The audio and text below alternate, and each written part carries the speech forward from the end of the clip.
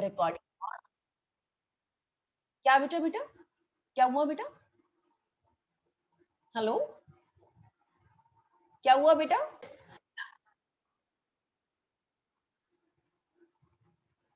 ये क्या था?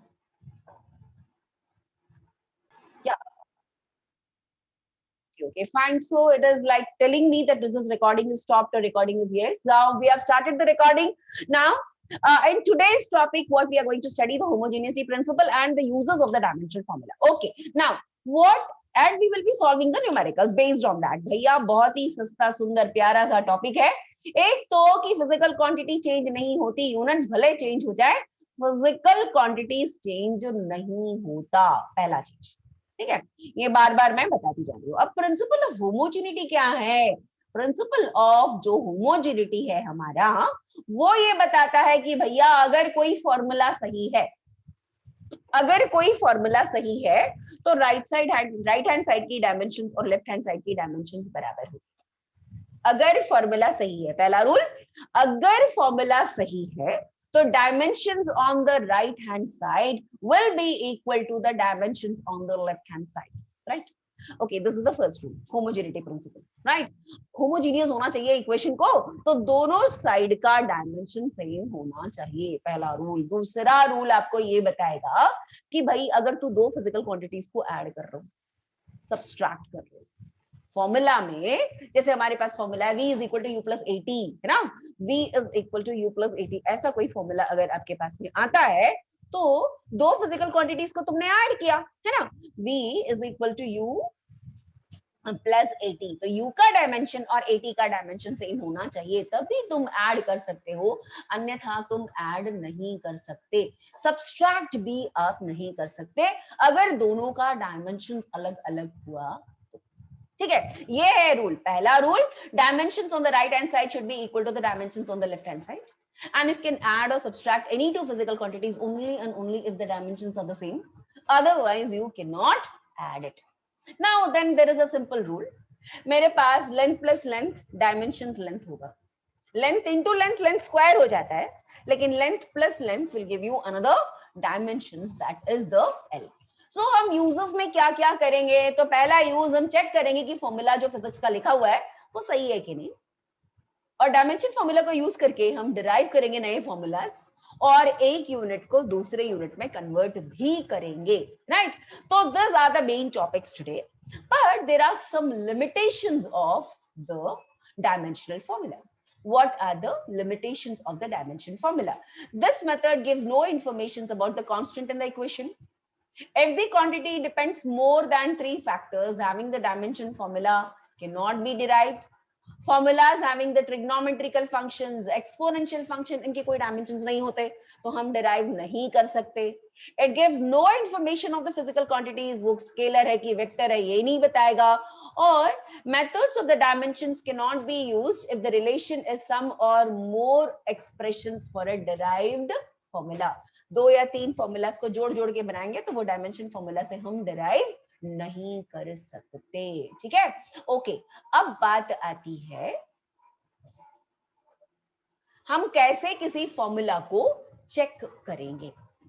चेक करने के लिए हमको दोनों साइड का डायमेंशन सेम होना चाहिए। अगर मैंने कहा कि कोई फॉर्मूला सही है या नहीं चेक करके बताओ, तो आपको पहले और दोनों साइड, लेफ्ट हैंड साइड का डायमेंशन अलग निकालना है, राइट हैंड साइड का डायमेंशन अलग निकालना है, फिर दोनों को जोड़ना है, ठीक है? तो आपको मैं बता दूं, यहां पर सबसे पहला हमारा क्वेश्चन है torque. Torque is equal to I into alpha, ठीक है? टाउ, इसको ऐसा लिखा ना, ट, है ना, ऐसे ही जैसा लिख रहा है, तो आपको अगर ये बन जाता है सिंबल, ठीक है ना, तो ये ट जैसे लिख देना, हाँ?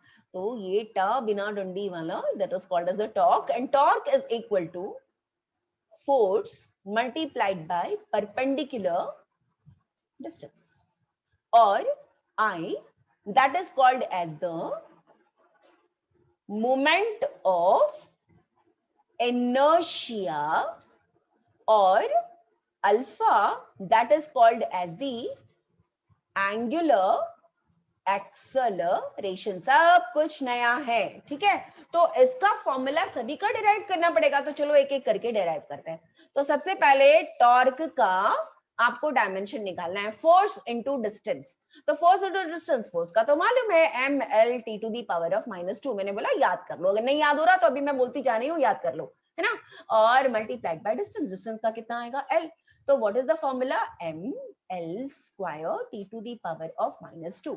अब बात आती है आई की, मोमेंट ऑफ इनर्शिया। ये अभी अभी मुझे आकाश ने निकाल के दिया था इसका डायमेंशन, और इसका डायमेंशन क्या निकाला था बेटा, ml² निकाल करके दिया था। एंगुलर एक्सेलरेशन अल्फा, है ना। तो एंगुलर एक्सेलरेशन, एक्सेलरेशन का बताओ क्या होता है, एक्सेलरेशन का जो होता है दैट इज L(T⁻²)-2। यहाँ पर angle that is it is change in the angle divided by change in the time का square. Change in the angle, इसका कोई डायमेंशंस नहीं होता, so it is simply equal to T⁻², right? So put the formula here. So T is equal to एक side, this is my, हाँ ऋषि बोल, this is my left hand side, tau is equal to left hand side. अब मेरे को चाहिए I into alpha. I का formula क्या है, ml², और अल्फा का फॉर्मूला क्या है, अल्फा का डायमेंशन क्या निकाला तुमने, दैट इज T⁻² निकाला बेटा। तो ये भी आ गया ml²T⁻²। तो tau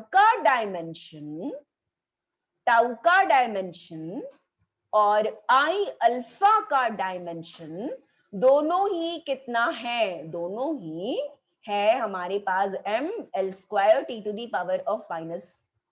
So the dimensions on the right hand side is equal to dimensions on the left hand side. Therefore what you should write here, what you should write, it should write that therefore the formula is dimensionally correct. भाई correct है कि नहीं पता नहीं, dimensionally तो ये दोनों correct है। हमने क्या किया, रूल नंबर 1, चलो इसको रूल में ब्रेक करना। राइट हैंड साइड का डायमेंशन निकालना अलग से, लेफ्ट हैंड साइड का डायमेंशन निकालना, दोनों अगर इक्वल है तो फॉर्मूला करेक्ट, अगर दोनों इक्वल नहीं है तो फॉर्मूला गलत। समझ में आ गया। Nidhi what is the rule, Nidhi what is the rule. Ma'am दोनों साइड्स के डायमेंशन सेम होने चाहिए। बिल्कुल सही, ठीक है। अब आते हैं सेकंड क्वेश्चन को करने के लिए, ठीक है। सेकंड क्वेश्चन एस्केप वेलोसिटी का फॉर्मूला है। एक मिनट, एस्केप वेलोसिटी, आप बोलोगे इतने सारे फॉर्मूलाज मैं कैसे याद रखूं। बेटा ये सब पूरे 11th क्लास का एक एक चैप्टर में एक एक फॉर्मूला कवर होगा। आज मैं तुमको पूरा फॉर्मूला बता दूंगी, 6 महीने के बाद अगर मैं पूछूंगी तो ये सब फॉर्मूला ऐसे ऐसे याद रहेगा, है ना। क्यों याद रहेगा, क्योंकि आप रोज याद कर लोगे, क्योंकि मैं रोज आपको ये फॉर्मूला के जो भी रहेगा ना, जो जो लेसन्स कंप्लीट होते जाएगा उसके फॉर्मूलाज के मैं फ्लैश कार्ड बना के दे रही हूँ। बन रहा है हमारा फ्लैश कार्ड्स बन रहा है, आप देखोगे ना कि हम रोज ही कुछ ना कुछ होमवर्क भेजते हैं।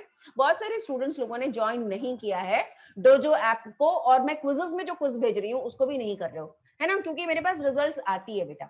डोजो ऐप में आपको रिक्वेस्ट भेजना पड़ेगा, आकाश ने भेजा है, सबने भेजा है, मैंने चेक करके भी तुरंत उसमें, मतलब इनफैक्ट वो तो ऐसा है कि आपने आंसर किया, वो अपने आप आंसर राइट या रॉन्ग आके मेरे पास स्कोर आ जाएगा, ठीक है। I am giving you every day the homework, so आप लोगों को उसको करना है। एक 5 मिनट लगेगा, लेकिन 5 मिनट में रिवाइज हो जाएगा, ठीक है। ओके, एस्केप वेलोसिटी क्या है।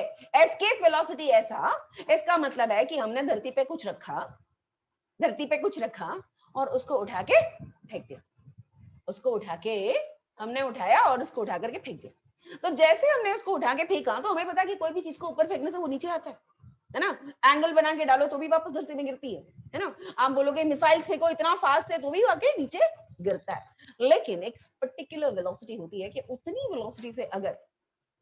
वेलोसिटी से अगर आपने किसी चीज को उठा करके ऊपर फेंक दिया वो वापस कभी भी नहीं आने वाला। So that velocity, it is called as the escape velocity. That velocity, it is called as the escape velocity. And how to find out the formula, whether checking कि whether this formula is correct or not. Book में आपको question में लिख के दे दिया कि v that is escape velocity, that is equal to under root of 2 times g m divided by r। अगर formula correct है तो दोनों साइड का डायमेंशन सेम होना चाहिए। तो ये मेरा लेफ्ट हैंड साइड है और ये मेरा राइट हैंड साइड है। तो लेफ्ट हैंड साइड में मेरे पास बैठा है वेलोसिटी, और वेलोसिटी का डायमेंशन सबको मालूम है, l t to the power of -1 होना चाहिए। अच्छा, अब मैंने लेनी है RHS। RHS का मतलब क्या होता है? RHS is under root of 2 times of GM divided by R। ठीक है, okay. Now what you have to do is you have to find out the dimensions of G। आप भूल गए एग्जाम में, आप भूल गए तो आप क्या करोगे? ये 3 मार्क्स का आ गया तो क्या करोगे? G का डायमेंशन निकाल लोगे। G का डायमेंशन कैसे निकालना? ये फॉर्मूला, ये बहुत ही सिंपल सा फॉर्मूला है। F is equal to G m1 m2 divided by r square, जो हमने क्लास 9th में पढ़ा था ग्रेविटेशन वाले चैप्टर में। न्यूटन बाबा बोल गए कि फोर्स, कोई भी दो ऑब्जेक्ट है वो अपने आप को एक दूसरे को अट्रैक्ट करेगा, और attractive force is equal to G, that is gravitational constant, m1 m2 divided by r square. ठीक है रे बाबा, तो G का डायमेंशन मैं कैसे निकालूं? G का वैल्यू निकाल लेते हैं। तो ये कितना आ गया? f r square divided by m1 m2 m2, right. अब G का डायमेंशन कैसे निकालेंगे? G का डायमेंशन के लिए फोर्स का डायमेंशन चाहिए, जो बार बार मैंने बोला, याद कर लो, ml t to the power of -2, r का स्क्वायर, r का स्क्वायर का मतलब l का स्क्वायर है ना।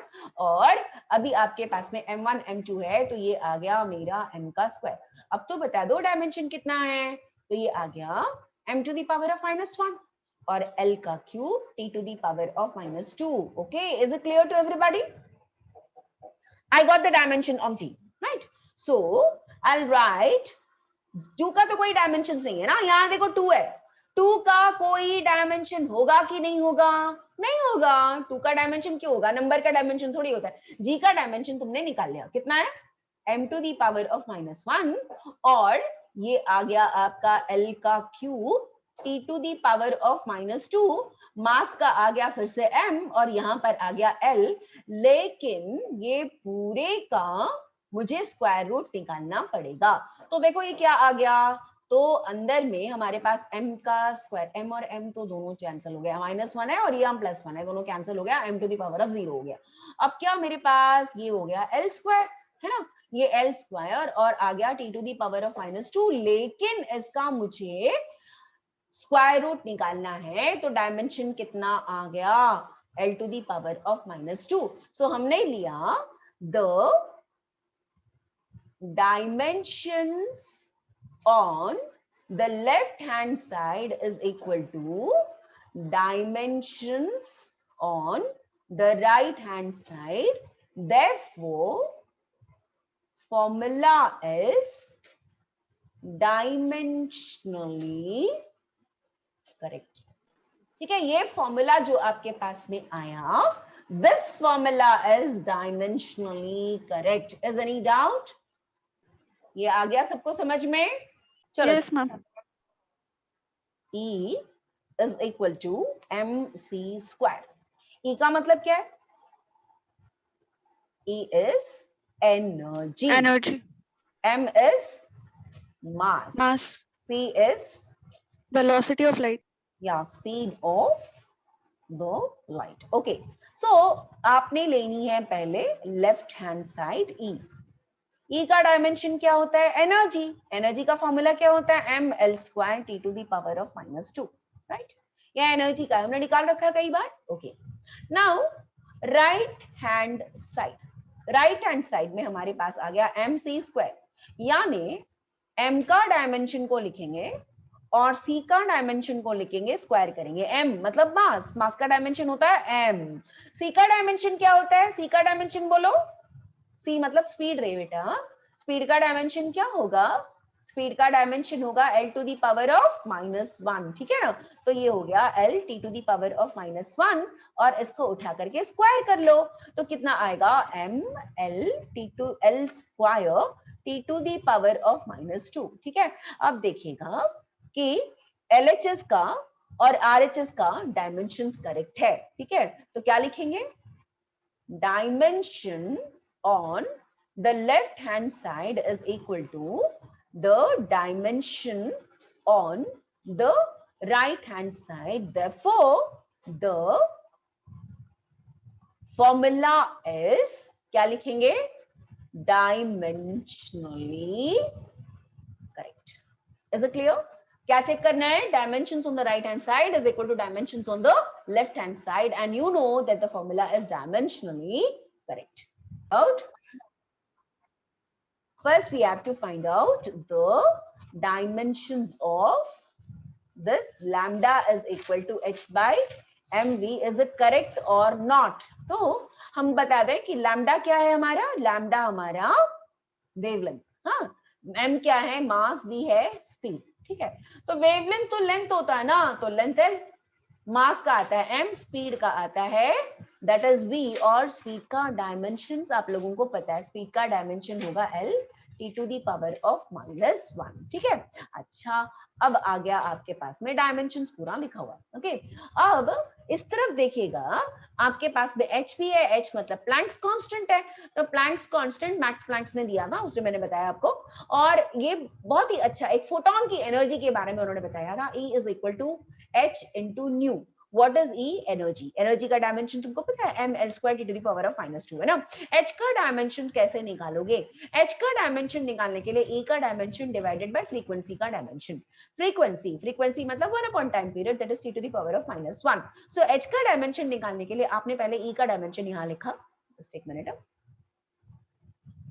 आपने E का डायमेंशन यहाँ लिखा, डिवाइडेड बाय फ्रीक्वेंसी का डायमेंशन लिखा, t ऊपर चला गया, तो आपके पास h का डायमेंशन आया ml square t to the power of -1. Right. अब आपके पास में ये वैल्यू आ गई h डिवाइडेड बाय mv. मैंने इसको चेक करना है ना, मेरे को h का थोड़ी निकालना था. h तो हमने निकालना पड़ा हमको, इसलिए हमने निकाला. याद रहने से वैसे के वैसे लिख लेते. अब h का डायमेंशन लिखा, मास का डायमेंशन लिखा, स्पीड का डायमेंशन लिखा, mm कटा, एक l कट गया, l स्क्वायर था, l था, एक l कट गया, और t to the power of -1 t to the power of -1 cut गया. बचा क्या हमारे पास? l.